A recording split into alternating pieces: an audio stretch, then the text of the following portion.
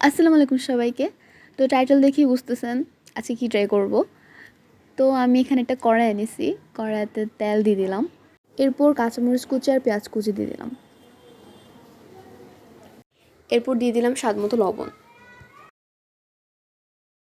এবার দিয়ে দিব আলু। আপনারা চাইলে গাজর, ক্যাপসিকাম এগুলো অ্যাড করতে পারেন। আর বাই দ্য ওয়ে, আমরা কিন্তু আজকে বেঙ্গলি ফ্রাইড রাইস ট্রাই করতেছি। আলুগুলো যখন দেখব সিদ্ধ হয়ে গেছে, এই পর্যায়ে লাল মরিচের গুঁড়া, হলুদের গুঁড়া আর ধনিয়ার গুঁড়া অ্যাড করব।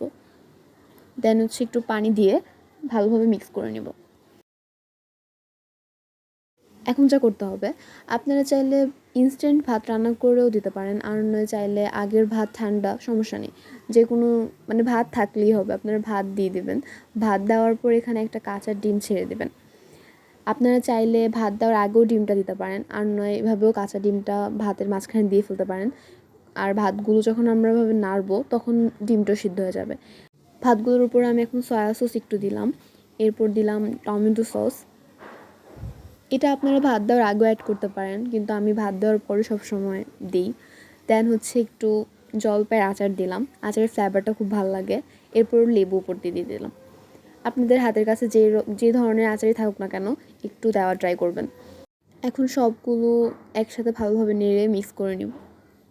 আপনারা এটা দেখে হয়তো বুঝতেছেন এটার টেস্টটা কেমন হতে পারে। আপনারা চাইলে আরও স্পেশালভাবে বানাতে পারেন, যেমন ধরেন চিংড়ি, মাংস, আর নয় হতে পারে বিভিন্ন সবজি, যে কোনো কিছু অ্যাড করতে পারেন, এর টেস্টটা তখন আরও বেশি বেড়ে যাবে।